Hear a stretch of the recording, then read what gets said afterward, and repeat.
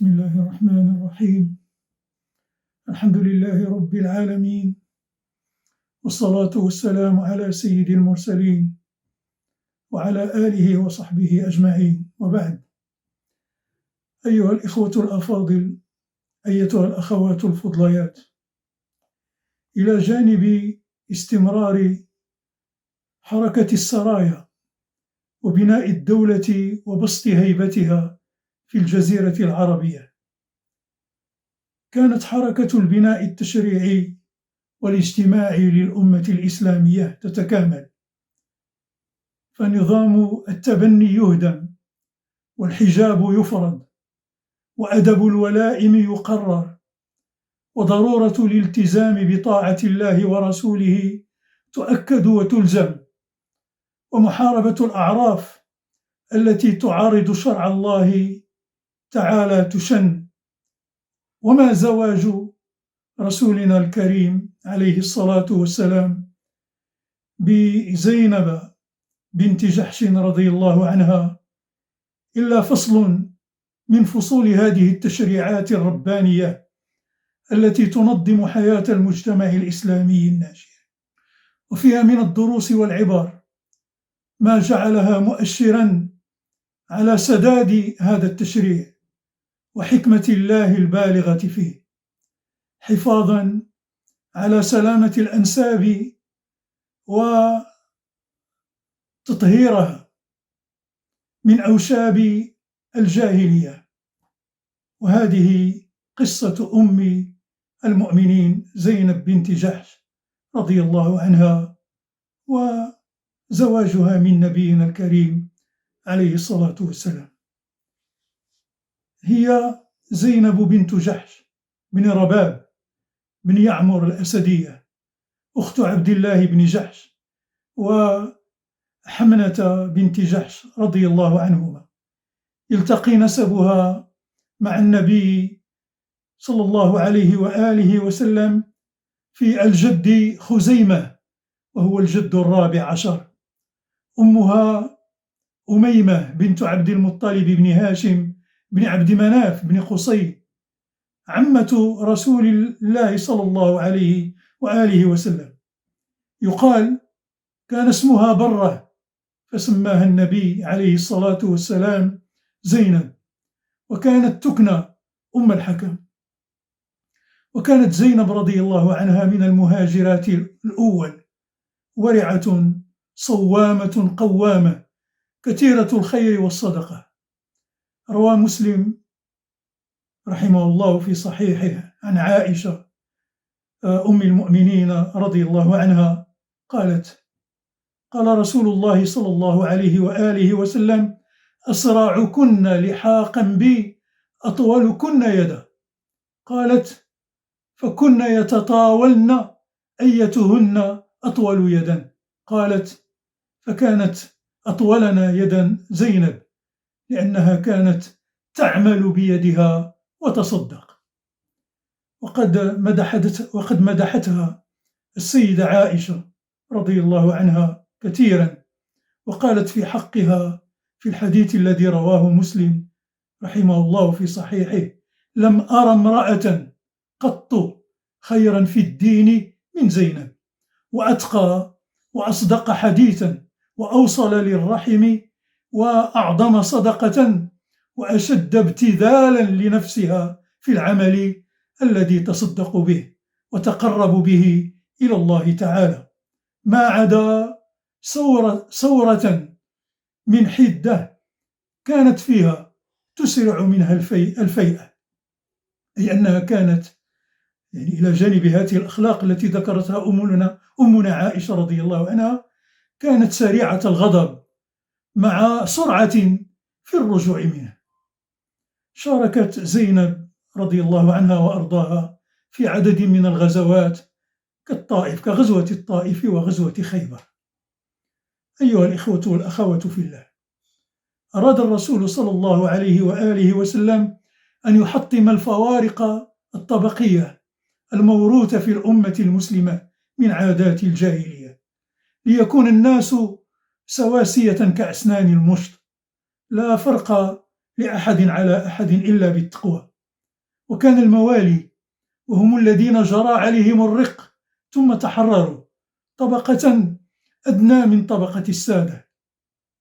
ومن الموالي كان زيد بن حارثة مولى رسول الله عليه الصلاة والسلام الذي أعتقه ثم تبناه، فرأى رسول الله صلى الله عليه وآله وسلم أن يزوج زيدا من شريفة بني أسد، وهي ابنة عمته زينب بنت جحش رضي الله عنها، ليبطل تلك الفوارق الطبقية بنفسه في أسرته.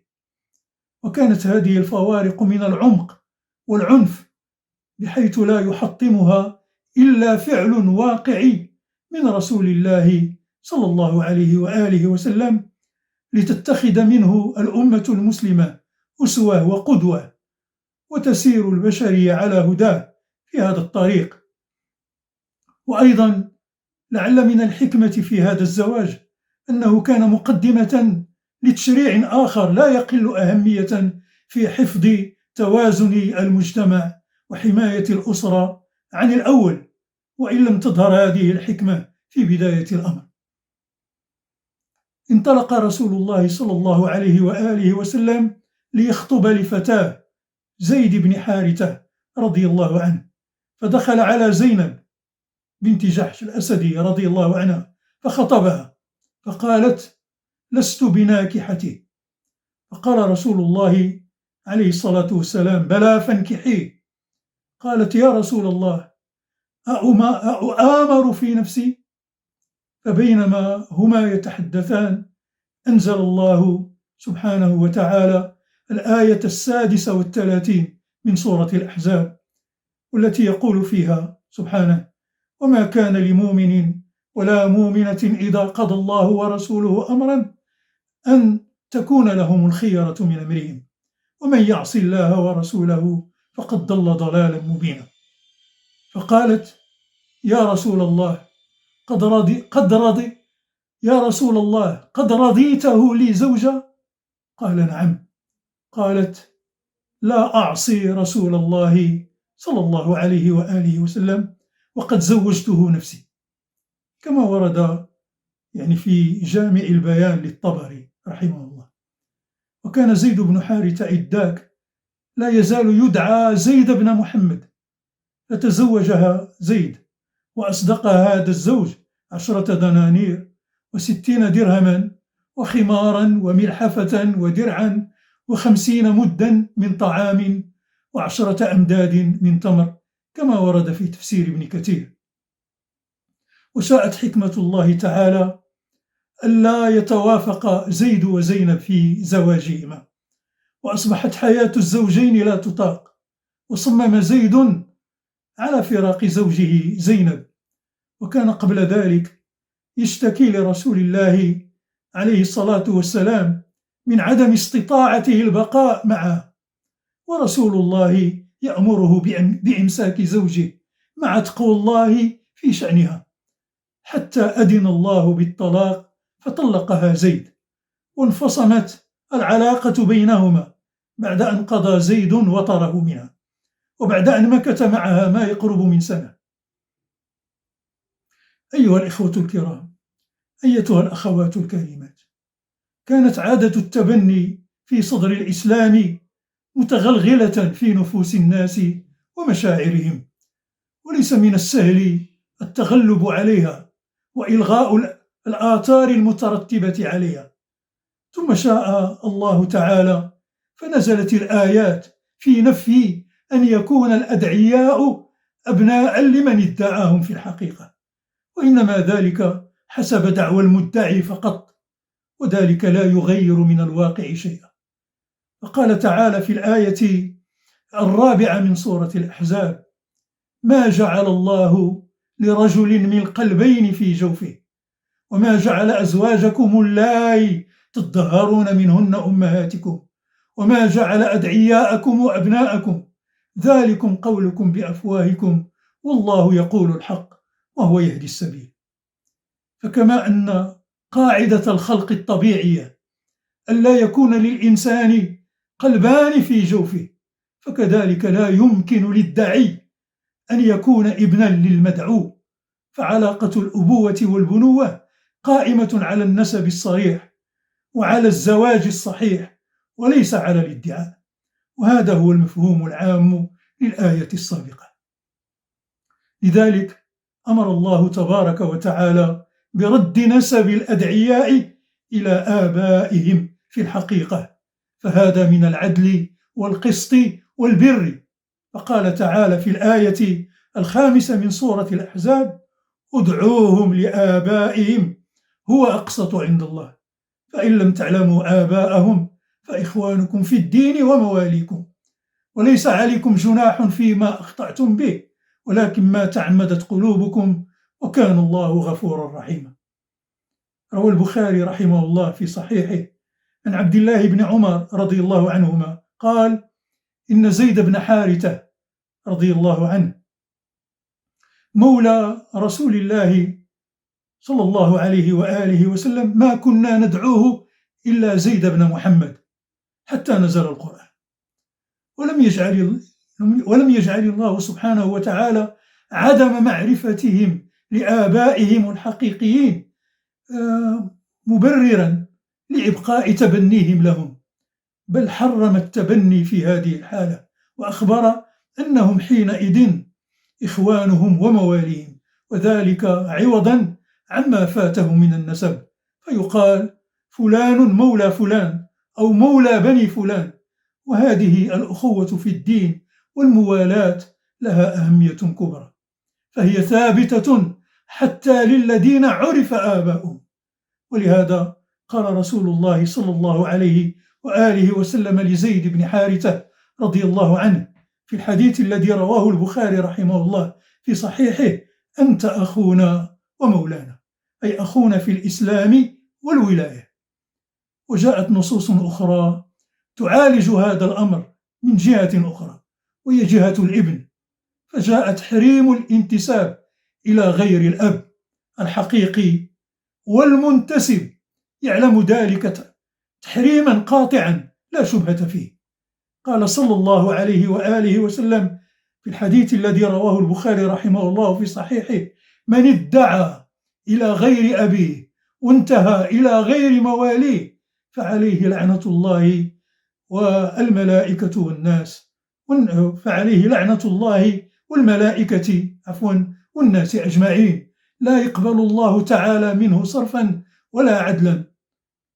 صرفا أي توبة وقيل نافلة، عدلا أي فدية وقيل فريضة، أي لا يقبل منه توبة أو فدية، وفي قول آخر لا تقبل منه نافلة ولا فريضة. وقد جعل الشارع لنشوء النسب سببا واضحا، وهو الاتصال بالمرأة عن طريق الزواج أو ملك اليمين، وأبطل ما كان يجري عليه أهل الجاهلية من إلحاق الأولاد عن طريق العهر والزنا. قال صلى الله عليه وآله وسلم في الحديث الذي رواه البخاري رحمه الله في صحيحه: الولد للفراش وللعاهر الحجر. ومعناه أن من يجيء من الأولاد ثمرة لفراش صحيح قائم على عقد الزواج أو ملك اليمين يلتحق نسبه بأبيه، وأن العهر والزنا لا يصلح أن يكون سببا للنسب، وإنما يكون سببا لشيء آخر وهو الرجم بالحجارة. ثم إن الله سبحانه وتعالى بعد أن منع وحرم دعوة الابن بنسبته إلى من تبناه وأمر بدعوته منسوبا إلى أبيه الحقيقي إن عرف، أو إلى الأخوة في الدين والموالاة بعد ذلك، بين حكم من أخطأ أو تعمد مخالفة هذا الشيء الإلهي. قال تعالى في الآية 5 من سورة الأحزاب: ادعوهم لآبائهم هو أقسط عند الله فإن لم تعلموا آباءهم فإخوانكم في الدين ومواليكم وليس عليكم جناح فيما أخطأتم به ولكن ما تعمدت قلوبكم وكان الله غفورا رحيما. فقد نفى الله سبحانه وتعالى الجناح أي الإثم عمن أخطأ في نسبة الابن إلى غير أبيه في الحقيقة، وذلك بعد الاجتهاد واستفراغ الوسع، أو نسي فنسب الابن إلى غير أبيه بجريان لسانه بذلك، وأثبت الحرج والإثم لمن تعمد الباطل، وهو دعوة الرجل لغير أبيه بعد علمه بتحريم ذلك. لقد كانت عادة التبني مستحكمة في نفوس الناس، وقد أخذت أبعادها مع مرور الزمن، فكان زواج النبي صلى الله عليه وآله وسلم بالسيدة زينب إلغاء عمليا وليس إلغاء دينيا فحسب. إن الحكمة في زواج رسول الله صلى الله عليه وآله وسلم من السيدة زينب رضي الله عنها حكمة واضحة وظاهرة، وقد بينها الله تعالى بقوله عز وجل في الآية 37 من سورة الأحزاب: فلما قضى زيد منها وطرا زوجناكها لكي لا يكون على المؤمنين حرج في أزواج أدعيائهم إذا قضوا منهن وطرا وكان أمر الله مفعولا. إن الشرع أراد تأكيد إبطال نظام التبني وإبطال كل نتائجه، وتعميق هذا الإبطال في النفوس، وتأكيده بالتطبيق العملي والقدوة والتأسي بمن يقتدى به في تطبيق هذه الأحكام الجديدة الناسخة. وهذا ما فعله رسول الله عليه الصلاة والسلام بزواجه من زينب بأمر من الله تعالى العزيز الحكيم. أيها الإخوة والأخوات في الله، لما انقضت عدة زينب قال رسول الله صلى الله عليه وآله وسلم لزيد في الحديث الذي رواه مسلم رحمه الله في صحيحه: اذهب فاذكرها علي. فانطلق. قال: فلما رأيتها عظمت في صدري، فقلت: يا زينب أبشري، أرسلني رسول الله عليه الصلاة والسلام يذكرك. قالت: ما أنا بصانعة شيئا حتى أؤامر ربي. فقامت إلى مسجدها ونزل القرآن، وجاء رسول الله عليه الصلاة والسلام وأصدقها 400 درهم، وكان زواجه صلى الله عليه وآله وسلم بها في السنة 5 على المشهور. قال الحافظ البيهقي رحمه الله: تزوجها بعد بني قريظة، وأولم الرسول صلى الله عليه وآله وسلم في عرس زينب وليمة كبيرة، فأولم بشاة، وقد دعي إلى الوليمة كل من لقيه أنس بن مالك رضي الله عنه بناء على أمر الرسول عليه الصلاة والسلام. روى البخاري رحمه الله في صحيحه عن أنس رضي الله عنه قال: ما رأيت رسول الله صلى الله عليه وآله وسلم أولم على امرأة من نسائه ما أولم على زينب، فإنه ذبح شاة. وهكذا تزوج نبينا عليه الصلاة والسلام بأمر ربه زينب بنت جحش رضي الله عنها بعد طلاق زيد لها وانقضاء عدتها. وفي زواجه عليه الصلاة والسلام بزينب وما نزل فيه من القرآن وما واكبه من أحداث عظات وعبر، وقفنا عند بعضها سابقا، ونقف الآن في الجزء الأول من الدرس، ونقف الآن عند بعضها الآخر.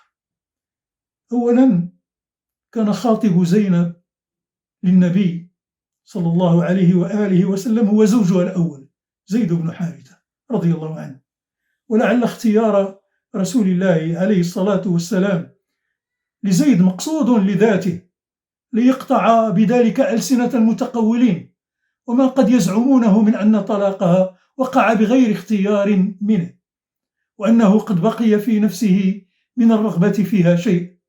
وفي هذا يقول ابن حجر رحمه الله في كتابه فتح الباري في شرح صحيح البخاري: هذا من أبلغ ما وقع في ذلك، وهو أن يكون الذي كان زوجها هو الخاطب، لئلا يظن أحد أن ذلك وقع قهرا بغير رضاه. وفيه أيضا اختبار ما كان عنده منها هل بقي منه شيء أم لا. وفي هذا من الحكمة أيضا أن ما يقع بين الزوجين من نفرة وخلاف ثم طلاق لا يجوز أن يكون مانعا من نصح أحد الزوجين للآخر، وأن يراعي فيه حقوق الأخوة الإيمانية. هذا زيد رغم ما وقع بينه وبين زينب، ورغم أن هذا كان بسببها، إلا أنه ذهب يخطبها لرسول الله عليه الصلاة والسلام، بل ويقول لها: يا زينب أبشري. ثانيا، في الآية التي نزلت بشأن هذا الزواج عتاب للنبي عليه الصلاة والسلام من ربه، إذ كان حين يأتيه زيد يشكو زينب ومعاملتها له ورغبته في طلاقها يقول: أمسك عليك زوجك واتق الله، أي اتق الله ودع طلاقها، أو اتق الله فيما تذكره من سوء عشرتها.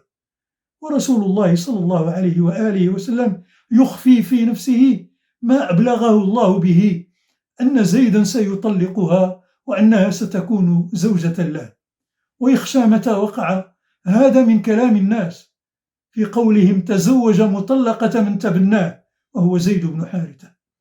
روى البخاري عن أنس بن مالك رضي الله عنه قال: جاء زيد بن حارثة يشكو، فجعل رسول الله صلى الله عليه وآله وسلم يقول: اتق الله وأمسك زوجك. قال أنس: لو كان رسول الله صلى الله عليه وآله وسلم كاتما شيئا من الوحي لكتم هذه الآية، أي الآية التي تأمره بأن يتزوج زينب بعد طلاق زيد لها. ثالثا، في قوله تعالى: فلما قضى زيد منها وطرا زوجناكها، الآية منقبة عظيمة لزيد بن حارثة رضي الله عنه، فقد انفرد بها، إذ لم يسمي القرآن أحدا من الصحابة غيره. قال السهيلي نقله عنه القرطبي في تفسيره: كان يقال زيد بن محمد حتى نزل: ادعوهم لآبائهم هو أقسط عند الله، فقال: أنا زيد بن حارثة، وحرم عليه أن يقول أنا زيد بن محمد. فلما نزع عنه هذا الشرف وهذا الفخر وعلم الله وحشته من ذلك شرفه بخصيصة لم يكن يخص بها أحدا من أصحاب النبي عليه الصلاة والسلام، وهي أنه سماه في القرآن فقال تعالى: فلما قضى زيد منها وطرا زوجناكها، يعني من زينب. ومن ذكره الله تعالى باسمه في الذكر الحكيم حتى صار اسمه قرآنا يتلى في المحاريب نوه به غاية التنويه، فكان في هذا تأنيس له وعوض له من الفخر بأبوة محمد عليه الصلاة والسلام له. ألا ترى إلى قول أبي بن كعب حين قال له النبي صلى الله عليه وآله وسلم: إن الله أمرني أن أقرأ عليك سورة كذا، فبكى وقال: أو ذكرت هنالك؟ وكان بكاؤه من الفرح حين أخبر أن الله تعالى ذكره. فكيف بمن صار اسمه قرآنا يتلى مخلدا لا يبيد، يتلوه أهل الدنيا إذا قرأوا القرآن، وأهل الجنة أبدا لا يزال على ألسنة المؤمنين، كما لا يزال مذكورا على الخصوص عند رب العالمين، إذ القرآن كلام الله القويم وهو باق لا يبيد. فاسم زيد هذا في الصحف المكرمة المرفوعة المطهرة تذكره في التلاوة السفرة الكرام البررة، وليس ذلك لاسم من أسماء المؤمنين إلا لنبي من الأنبياء، ولزيد بن حارثة تعويضا من الله تعالى له ما نزع منه.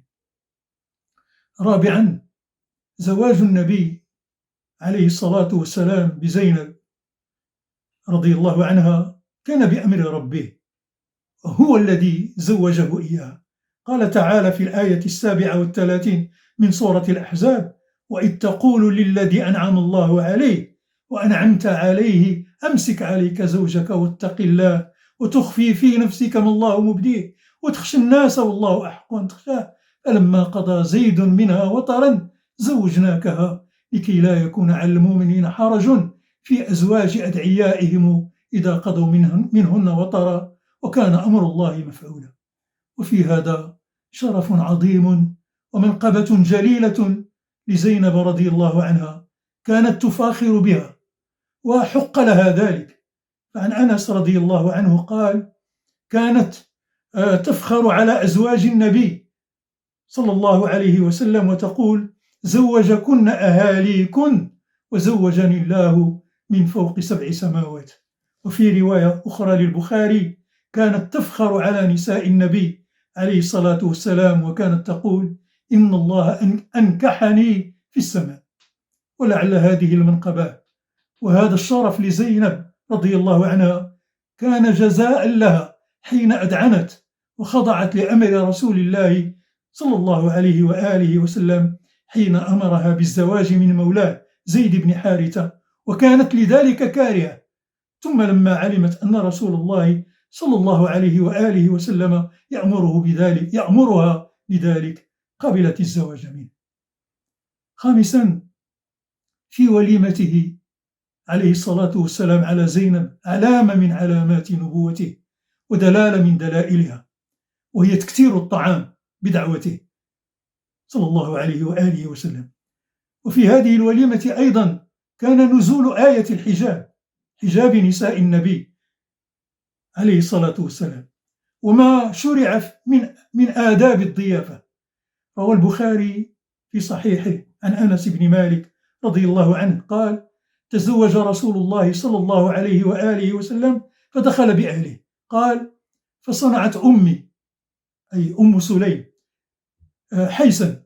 هذا حيس، هذا طعام يصنع من تمر وأقط هو اللبن المجفف، من تمر وأقط وسمن، تخلط وتعجن وتسوى كالتريد، فجعلته في تور أي في صحن إناء. فقالت: يا أنس اذهب بهذا إلى رسول الله صلى الله عليه وآله وسلم فقل: بعثت بهذا إليك أمي وهي تقرئك السلام وتقول: إن هذا لك منا قليل يا رسول الله.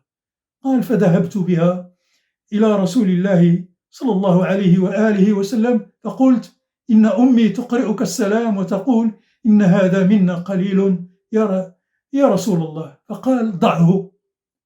ثم قال: اذهب فادع لي فلانا وفلانا ومن لقيت، وسمى رجالا. قال: فدعوت من سمى ومن لقيت. قال: قلت لأنس: عدد كم كانوا؟ قال: زهاء 300. وقال لي رسول الله صلى الله عليه وآله وسلم: يا أنس هات التور أي الإناء. قال: فدخلوا حتى امتلأت الصفة والحجرة. فقال رسول الله صلى الله عليه وآله وسلم: ليتحلق 10 وليأكل كل إنسان مما يلي. قال: فأكلوا حتى شبعوا. قال: فخرجت طائفة ودخلت طائفة حتى أكلوا كلهم. فقال لي: يا أنس ارفع الإناء. قال: فرفعت، فما أدري حين وضعت كان أكثر أم حين رفعت. قال: وجلس طوائف منهم يتحدثون في بيت رسول الله عليه الصلاة والسلام، ورسول الله صلى الله عليه وآله وسلم جالس وزوجته مولية وجهها إلى الحائط، فتقول على رسول الله عليه الصلاة والسلام. فخرج وسلم على نسائه ثم رجع. فلما رأوا رسول الله صلى الله عليه وآله وسلم قد رجع ظنوا أنهم قد أثقلوا عليه. قال: فابتدروا الباب فخرجوا كلهم، وجاء رسول الله صلى الله عليه وآله وسلم حتى أرخى السدر ودخل، وأنا جالس في الحجرة، فلم يلبث إلا يسيرا حتى خرج علي، وأنزلت هذه الآية، أي الآية 53 من سورة الأحزاب. فخرج رسول الله صلى الله عليه وآله وسلم وقارأهن على الناس، وهي قوله سبحانه: يا أيها الذين آمنوا لا تدخلوا بيوت النبي إلا أن يؤذن لكم إلى طعام غير ناظرين إناه ولكن إذا دعيتم فادخلوا فإذا طعمتم فانتشروا ولا مستانسين لحديث إن ذلكم كان يؤذي النبي فيستحيي منكم والله لا يستحيي من الحق وإذا سألتموهن متاعا فاسألوهن من وراء حجاب ذلكم أطهر لقلوبكم وقلوبهن وما كان لكم أن تؤذوا رسول الله ولا أن تنكحوا أزواجه من بعده أبدا إن ذلكم كان عند الله عظيما. قال الجعد، وذو الجعد بن دينار من أصحاب أنس، قال أنس بن مالك: أنا أحدث الناس عهدا بهذه الآيات وحجبنا نساء النبي صلى الله عليه وآله وسلم. وقد حجب رسول الله عليه الصلاة والسلام نساءه لنزول آية الحجاب السابقة، وقد كان نزول آية الحجاب من موافقات عمر بن الخطاب رضي الله عنه. روى البخاري في صحيحه عن أنس قال عمر رضي الله عنه: قلت يا رسول الله يدخل عليك البر والفاجر فلو أمرت أمهات المؤمنين بالحجاب، فأنزل الله آية الحجاب. هذا الخليفة الملهم رضي الله عنه وأرضاه. وبنزول هذه الآية كان تشريع الحجاب في الإسلام بالنسبة لأزواج النبي عليه الصلاة والسلام، والمراد عدم إبداء شيء من أجسامهن للأجانب عنهن، وعدم محادثتهن أو طلب شيء منهن إلا من وراء حجاب، أي ستر يكون بينهن وبين غيرهن. ولما نزلت قال الآباء والأبناء والأقارب لرسول الله صلى الله عليه وآله وسلم: ونحن أيضا نكلمهن من وراء حجاب، فأنزل الله قوله في الآية 55 من سورة الأحزاب: لا جناح عليهن في آبائهن ولا أبنائهن ولا إخوانهن ولا أبناء إخوانهن ولا أبناء أخواتهن ولا نسائهن ولا ما ملكت إيمانهن واتقين الله إن الله كان على كل شيء شهيدا. ونزل أيضا في شأن نساء النبي في أدب الخطاب والإقامة في البيوت قوله تعالى في الآيتين 32 و33 من سورة الأحزاب: يا نساء النبي لستن كأحد من النساء إن اتقيتن فلا تخضعن بالقول فيطمع الذي في قلبه مرض وقلن قولا معروفا وقرن في بيوتكن ولا تبرجن تبرج الجاهلية الأولى وأقمنا الصلاة وآتينا الزكاة وأطعنا الله ورسوله إنما يريد الله ليذهب عنكم الرجس أهل البيت ويطهركم تطهيرا. وقد فصل سبحانه وتعالى في كتابه الكريم ما يتعلق بالنساء المسلمات من غض البصر وحفظ الفرج وعدم إبداء مواضع الزينة من عنق وساق وعضد وساعد وشعر ونحوها من العورة الظاهرة إلا للمحارم، وقد جاء ذلك كله مفصلا في سورة النور. وقد بيّنت السنة النبوية كل ما يتعلق بالنساء من احتجاب وتصون وتعفف وعدم السفور والخلاعة والابتدال بما لا مزيد عليه. أيها الإخوة الأفاضل، أيتها الأخوات الفضليات، هذه بعض الدروس والعبر استخرجت من قصة زواج رسول الله صلى الله عليه وآله وسلم من زينب بنت جحش، وما وكب ذلك الزواج من نزول آيات بينات في أحكام الحجاب وما شرع من آداب الضيافة. هذا وقد توفيت زينب رضي الله عنها وأرضاها سنة 20 من الهجرة وعمرها 53 سنة، وكانت كما أخبر النبي صلى الله عليه وآله وسلم أول نسائه لحوقا به. وقد بلغت مروياتها عن النبي صلى الله عليه وآله وسلم وفق كتاب بقي بن مخلد 11 حديثا، ولها في الكتب الستة 5 أحاديث اتفق لها في البخاري ومسلم عن حديثين. وحين حضرتها الوفاة قالت كما ورد في سير أعلام النبلاء للذهبي: إني أعددت كفني، فإن بعث عمر لي بكفن فتصدقوا بأحدهما، وإن استطعتم إذا دليتموني أن تتصدقوا بحقوتي، الحقوة هي الإزار، فافعلوا. وقد ماتت ولم تترك درهما ولا دينارا، ودفنت بالبقيع، وقد صلى عليها الخليفة وقتئذ عمر بن الخطاب، وأنزلها في قبرها ابن أخيها محمد بن عبد الله بن جحش، وأسامة بن زيد، وعبد الله بن أبي أحمد بن جحش، وابن أختها محمد بن طلحة بن عبيد الله رضي الله عنها وأرضاها. اللهم إنا نسألك السداد في القول، والإخلاص في العمل، والقبول في الطاعة، والعفو في الزلل. وصلى الله وسلم وبارك على نبينا محمد في الأولين والآخرين، وما ذكرك وذكره الذاكرون، وغفل عن ذكرك وذكره الغافلون، والحمد لله على ما أولى وأنعم.